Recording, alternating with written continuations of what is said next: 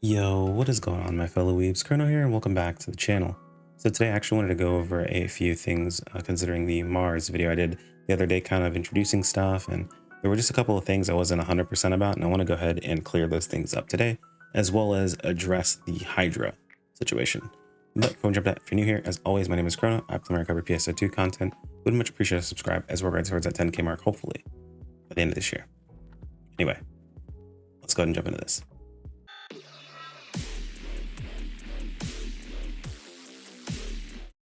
So the skill I'm talking about really quick here was, and people mentioned this to me, and I looked at it and I looked at it again, and it didn't pop out to me originally, like super easily, but it is the Nidhoggr delay action. And what it reads is delaying your attack after normal attacks produce an additional attack. The additional attack's potency increases according to the length of delay. I don't know why when I read this as it increases the potency of your normal attack. So I was looking for the normal attack itself to increase in potency, but what it is actually another attack.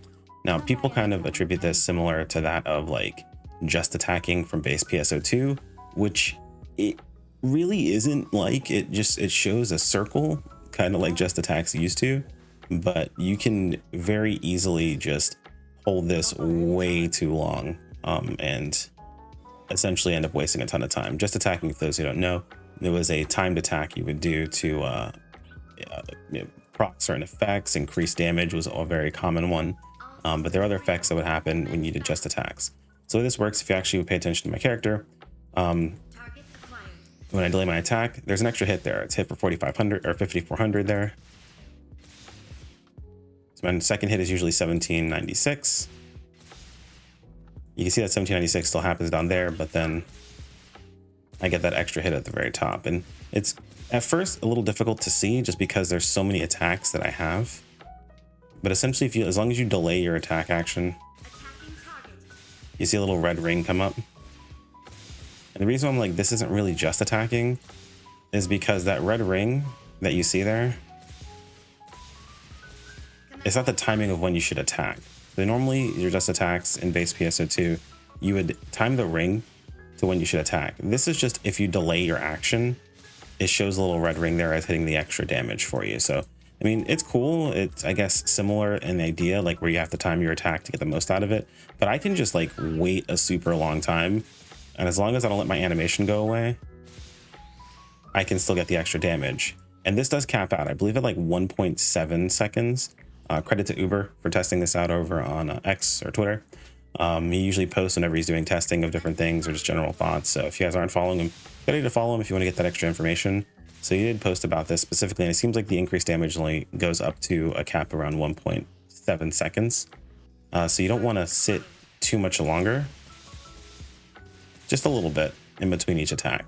So that's basically how that works. So let's address the elephant in the room, that is the Hydra weapon. So Hydra is a little overtuned to say the least. Now my current setup I have is using Nidhoggr and then Hydra as an off weapon with basically no points in anything other than just its weapon action held ability gives back some time whenever you use it. And the reason for that is that I don't use Hydra for anything but this. We just charge up the laser, and as soon as it's ready, you just let it rip. Now, the way this thing was supposed to be balanced was that during this entire time, you're fully vulnerable. Like you can be hit, you can be knocked out of it extraordinarily easily. Actually, let me let this go through. It does a lot of damage, right? But if we go over here, right, let's come this enemy here. Yeah, I'm very easily interrupted. So it's not like you're able just to do this for free all the time. But the thing about it is whenever a target is downed, 6 people charging up a laser is going to do some pretty crazy damage, especially if you have one person using Nidhoggr to go ahead and help out. Like, let's say, for example, using Nidhoggr, you can go ahead and proc the extra damage on Mark very easily, actually, and set yourself up to just do some extra damage. As long as the timing is right, bam, all of a sudden he has increased damage taken. Which that's how that works. It is increased damage taken from everyone. I'm not sure why it's noted the way that it is, but we have seen it work this way multiple times. A lot of people have tested this, but it does increase damage taken, and then everyone else can just shoot giant FU laser.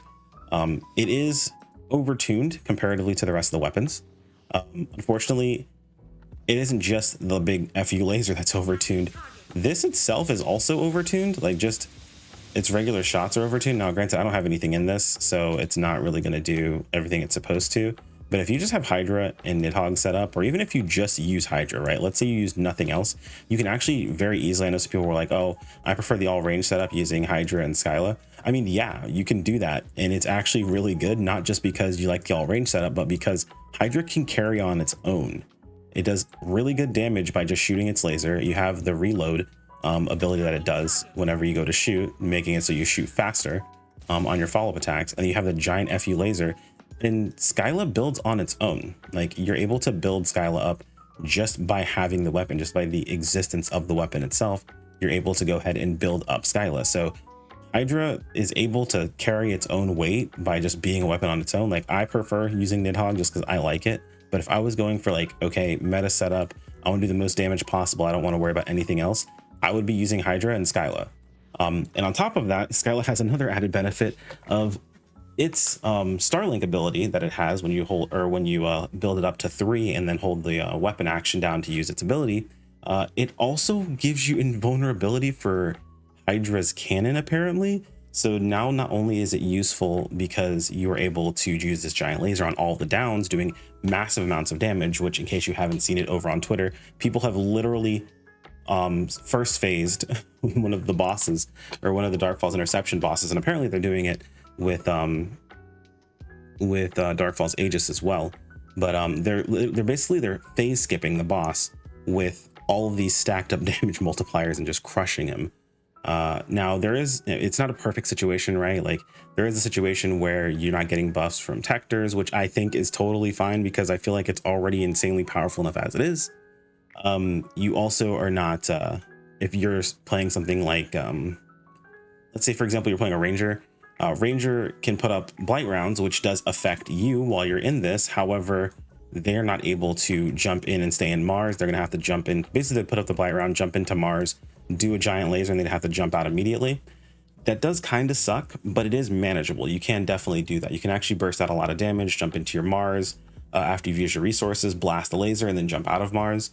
It's not like it's the end of the world and you can never use Mars. I know a lot of people have been memeing that one up pretty heavily when it comes to Ranger, but you absolutely can use Mars. You just can't use it with like your brain off, basically.